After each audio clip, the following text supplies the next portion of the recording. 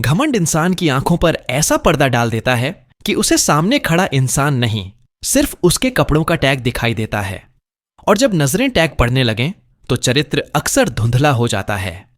दिल्ली की सर्द सुबह थी। कनॉट प्लेस की सड़कों पर गाड़ियां रेंग रही थीं। कॉफी शॉप्स के बाहर सूट बूट में लोग फोन पर करोड़ों की बातें कर रहे थे।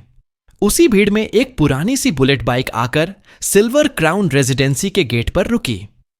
बाइक से उतरने वाला लड़का न ज्यादा लंबा न ज्यादा स्मार्ट, साधारण ग्रे हुडी, फीकी जीन्स और पैरों में पुरानी स्पोर्ट्स शूज। चेहरे पर थकान नहीं बल्कि एक अजीब सा ठहराव था। उसका नाम था आरव मल्होत्रा। आज वह यहां अपने पिता के पुराने मित्र विनय खन्ना के घर आया था। बात थी रिश्ते की। आरव दिल्ली की जानी मानी एपेक्स टेक सॉल्यूशंस कंपनी का फाउंडर था, लेकिन यह बात वह किसी को बताना पसंद नहीं करता था। उसका मानना था, जो मुझे समझेगा वह मेरी गाड़ी नहीं, मेरी सोच देखकर समझे। घर के अंदर का माहौल विनय खन्ना ने आरव का स्वागत पूरे मन से किया। आओ बेटा, बहुत खुश हूं तुमसे मिलकर। लेकिन घर के अंदर एक और ही कहानी चल रही थी। विनय की बेटी रिया खन्ना आईने के सामने खड़ी थी। महंगी ड्रेस, हाई हील्स और चेहरे पर आत्मविश्वास नहीं बल्कि अहंकार। मम्मी, प्लीज इस बार कोई ढंग का लड़का तो ढूंढो, हर बार कोई साधारण सा। रिया ने नाक सिकोड़ते हुए कहा।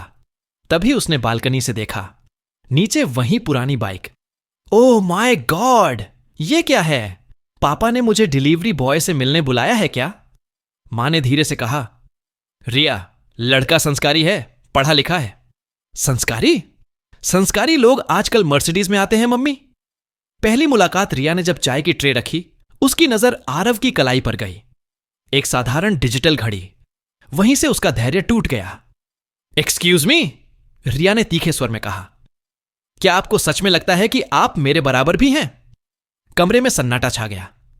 आपकी बाइक, आपके कपड़े और वो घड़ी, सब कुछ बता रहा है कि आप किस लेवल के हैं। आरव शांत रहा। रिया आगे बोली, मुझे कोई संघर्षशील इंसान नहीं चाहिए। मुझे लाइफ में आराम चाहिए, लग्जरी चाहिए। आरव ने मुस्कुराकर कहा, लग्जरी अक्सर किराए की होती है मिस रिया, और चरित्र अपनी कमाई। रिया ने हंसते हुए कहा, ये मोटिवेशनल बातें किसी और को सुनाइए। आरव उठा, विनय जी के पैर छुए और बोला, अंकल, आप बहुत अच्छे इंसान हैं, लेकिन रिश्ते वहीं अच्छे लगते हैं जहां सम्मान हो। और वह चला गया।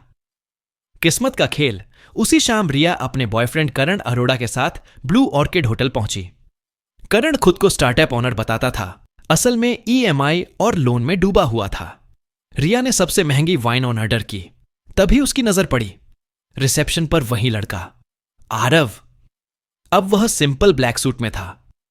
रिया ने ठहाका लगाया, अरे देखो करण, आज का रिजेक्टेड कैंडिडेट यहां सिक्योरिटी की जॉब ढूंढ रहा है। उसने जोर से आवाज लगाई, हेलो, यहां किसकी परमिशन से खड़े हो?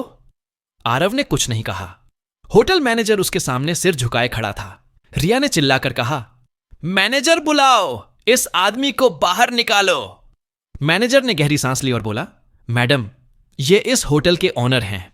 रिया का चेहरा सफेद पड़ गया। करण की आवाज कांपने लगी, ऑनर? आरव आगे आया। जी हां, और आज सुबह आपने मुझे मेरी औकात दिखाई थी। अंतकरण का कार्ड डिक्लाइन हो चुका था। बिल था RS बैड 80,000। रिया रो रही थी। प्लीज माफ कर दीजिए, आरव ने कहा। माफी तब असर करती है जब गलती अज्ञान से हो, घमंड से नहीं। उसने बिल साइन किया और बोला, इस पैसे से आज 50 जरूरतमंदों को खाना खिलाओ। और जाते जाते बोला, याद रखना रिया, महंगे कपड़े पहनकर हर कोई अमीर दिख सकता है, लेकिन सस्ती सोच छुपाई नहीं जा सकती। आरव चला गया। रिया वहीं खड़ी रह गई। पहली बार उसे समझ आया, हीरा अक्सर सादा डिब्बे में होता है और कांच मखमल में।